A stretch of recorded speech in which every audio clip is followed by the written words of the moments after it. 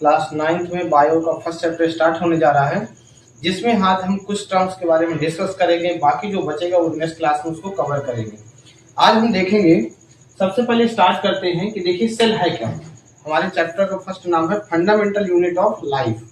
तो इसमें हम देखने वाले हैं कि हमारा सेल होता क्या है। आप जानते हैं कि हमारे बॉडी का जो सबसे छोटा पार्ट होता है उसी को हम क्या बोलते हैं, सेल होता है। जो हमारी शरीर की बनावट होती है वो भी सेल पर डिपेंड होती है, और जो हमारे बॉडी ऑर्गन्स वर्क करते हैं वो भी सेल के द्वारा ही वर्क करते हैं, सेल के द्वारा ही उनको सपोर्ट किया जाता है। तो आज हम देखेंगे कि पहला हमारा है कि cell are the structure and functional and biological unit of living organism. देखिए यहाँ पे आप समझिए कि सेल जो है, सेल की बनावट, इसके बाद जो उसके उनके सेल के वर्क हैं, और इसके साथ एक बायोलॉजिकल यूनिट है। बायोलॉजिकल यूनिट इसलिए बोला गया है कि ये लिविंग थिंग में ही पाया जाता है। और ये क्या है, और उनकी बनावट को और इसके साथ साथ उनमें जो वर्क होता है वो कौन करता है, तो सेल ही करते हैं, सेल की मदद से ही किए जाते हैं। अगला हम देखेंगे, a cell can be replicated itself independently. हम देखेंगे इसमें लिखा हुआ है a cell can be replicated independently. इसका मतलब होता है कि जो सेल है ये अपने आप को डिवाइड करते हैं और डिवाइड जब कई सारे सेल एक साथ मिल जाते हैं तो ये क्या बन जाती है, इसके बारे में हम देखेंगे।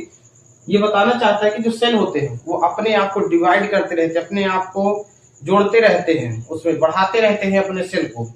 तो यही हम इसमें पढ़ेंगे कि a cell can be replicated itself independently, hence they are building blocks of life. इसी को बोला जाता है बिल्डिंग ब्लॉक्स ऑफ लाइफ। इसका मतलब है कि जैसे देखिए, जब हम कोई भी बिल्डिंग बनाने जाते हैं तो सबसे पहले हम उसमें एक एक ईंट को लगाते हैं। आप ध्यान दीजिए कि एक एक देखिए ईंट को जब हम जोड़ते जाते हैं तो क्या बन जाता है, एक कमरा बन जाता है। और वही एक एक कमरे को जब जोड़ते जाते हैं तो एक पूरी क्या बन जाती है, बिल्डिंग बन जाती है। वैसे हमारी ह्यूमन बॉडी भी है, जब हम एक एक सेल को मिलाते हैं तो टिश्यू बन जाता है। जब कई सारे टिश्यू, ग्रुप ऑफ टिश्यू को मिला दिया जाता है तो ऑर्गन बन जाता है। और जब कई सारे ऑर्गन को मिला देते हैं तो ऑर्गन सिस्टम बन जाता है। और इसके बाद क्या बन जाती है, ह्यूमन बॉडी बन जाती है, ऑर्गेनिज्म बन जाता है। तो आप याद रखेंगे कि ग्रुप ऑफ सेल को हम क्या बोलते हैं, टिश्यू बोलते हैं। यहाँ पे थोड़ा सा मिस्टेक हो गया है। ग्रुप ऑफ सेल को क्या बोलते हैं, टिश्यू बोलते हैं।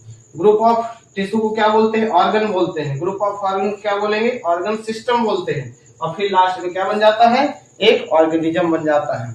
यहाँ तक आई होप आप सभी को समझ में आया होगा। अब इसके आगे देखते हैं।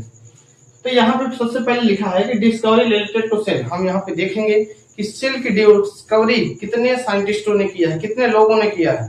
तो आप सभी जानते हैं, सबसे पहले जो हमारे साइंटिस्ट हैं रॉबर्ट हुक, इन्होंने सबसे पहले डेड सेल की डिस्कवरी किया था और सबसे पहले इन्होंने सेल का नाम दिया था।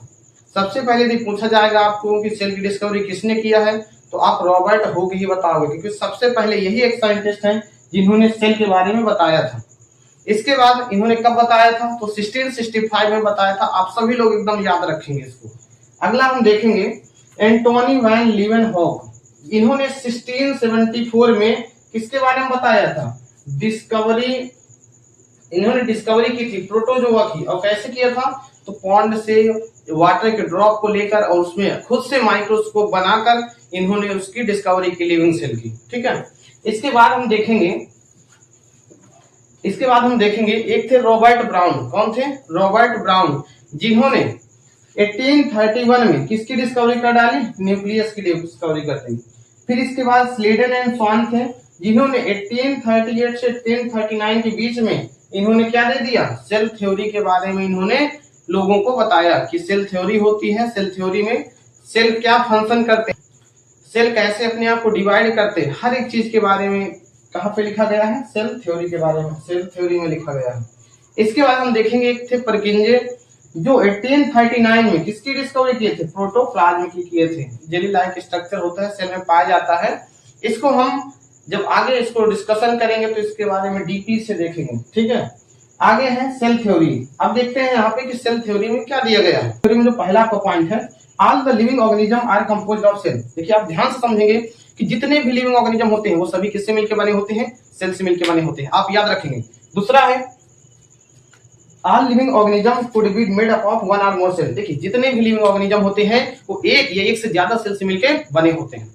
अब इसके हम लास्ट देखेंगे। इसके बाद नेक्स्ट देखेंगे third point, the new cell arises from the preexisting cell. Through the process of cell division. देखिए जब कोई भी एक नया सेल बनता है तो एक सेल से ही नया सेल बनता है, फिर उस सेल से एक नया सेल बनेगा। ऐसे करके जब अपने आप को डिवाइड करते हैं, इसी को हम बोलते हैं सेल डिवीजन। इसके बाद हम देखेंगे कि जो सेल है, सेल को हमने 3 पार्ट में ब्रेक कर दिया, बांटा है। पहला होता है साइज के अकॉर्डिंग, नंबर के अकॉर्डिंग और शेप के अकॉर्डिंग। देखिए पहले हम डिस्कस करेंगे नंबर के अकॉर्डिंग। नंबर में आप जानते हैं कि सेल एक सेल से जो मिलकर बना होता है, the cell is made up of only one cell, तो is known as unicellular organism. ऐसे ऑर्गेनिज्म जो सिर्फ एक सेल से मिलकर बने उसको हम क्या बोलते हैं, यूनिसेलुलर ऑर्गेनिज्म बोलते हैं। जैसे एग्जांपल में आप देखेंगे अमीबा हो गया, पैरामीशियम हो गया, ये सब। और एक होता है multicellular organism. Multicellular होते हैं कि दो organism which made up of more than one cell, मतलब एक सेल से ज्यादा मिलकर बने हो, उसको हम क्या बोलते हैं, मल्टी सेलुलर ऑर्गेनिज्म बोलते हैं। जैसे हम as it is human being, animal हो गया, प्लांट हो गया, ये सब क्या है, मल्टी सेलुलर ऑर्गेनिज्म है। एक बार इसको हम फिर से पूरा रिवीजन करेंगे तुरंत इसको। देखिए पहले आपसे यदि पूछा जाता है कि सेल क्या होता है, तो आप बोलोगे कि सेल जो है ये स्मॉलेस्ट पार्ट होता है ह्यूमन बॉडी का, और इसके बाद ये हमारा स्ट्रक्चर और फंक्शनल यूनिट है एक लिविंग ऑर्गेनिज्म का, क्योंकि सेल के द्वारा हमारे जो स्ट्रक्चर होती है, हमारी जो बनावट होती है, वो सेल के द्वारा ही बनती है। जो उसमें कार्य होते हैं वो भी सेल की मदद से ही किए जाते हैं। इसके बाद हम देखेंगे कि जो सेल होते हैं, सेल अपने आप को डिवाइड करते रहते हैं, अपने आप को जोड़ते रहते हैं, जोड़ जोड़ के क्या बना लेते हैं, टिश्यू। यही टिश्यू अपने आप को जोड़ के क्या बना लेते हैं, ऑर्गन। वही कई सारे ऑर्गन सिस्टम कहलाते हैं, और फिर ये क्या बन जाती है, ह्यूमन बॉडी बन जाती है। और सेल की सबसे पहले जो डिस्कवरी किए थे रॉबर्ट हुक ने किया था। कब किए थे, तो 1665 में किए थे। कैसे किए थे, तो डेड सेल के द्वारा किए थे। डेड सेल वो कहां से खोजे थे, तो याद रखना है कि ये प्लांट में स्लाइस ऑफ कॉर्क होता है, उससे इन्होंने डेड सेल की डिस्कवरी की थी। और कैसा शेप इन्होंने बताया था, कैसे स्ट्रक्चर बताया था, तो हनी कॉम्ब जैसे स्ट्रक्चर बताया था। दूसरा थे हमारे लिविंग सेल के, तो हम सभी लोग जानते हैं एंटोनी वैन लीeuwenhoek हैं, जिन्होंने 1674 में डिस्कवरी की थी। इन्होंने बताया था कि पॉन्ड के एक ड्रॉप को लेकर इन्होंने डिस्कवरी की थी कि ये प्रोटोजोआ है, ये अपना टाइम टू टाइम अपने शेप को चेंज करते रहते हैं। इसके बाद हमारे रॉबर्ट ब्राउन आ जाते हैं, जिन्होंने न्यूक्लियस की डिस्कवरी की थी। इन्होंने 1831 में डिस्कवरी किया था। इसके बाद हम आगे बढ़ते हैं तो परकिंजे आ जाते हैं। परकिंजे ने हमारे 1839 में डिस्कवरी की थी प्रोटोप्लाज्म की। इससे पहले हमने पढ़ा था कि सेल थ्योरी के बारे में। इसमें 2 साइंटिस्टों के बारे में हमने पढ़ा, एक मैथियास लेडन है, एक थियोडर स्वान है। इन्होंने मिलकर सेल थ्योरी की डिस्कवरी की। इसमें तीसरा भी एक है जिसका नाम रुडोल्फ है। इन्होंने क्या किया था, स्लेडन ने प्लांट सेल के बारे में बता दिया, तो स्वान ने एनिमल सेल के बारे में बता दिया। तो ये दोनों क्वेश्चन को सेल डिवीजन के बारे में बता दिए, ठीक है। इसके बाद हम देखेंगे कि जो सेल थ्योरी क्या होती है, तो हम सभी जानते हैं कि जो सेल, जितने भी लिविंग थिंग होते हैं सब सेल से मिलकर बने होते हैं।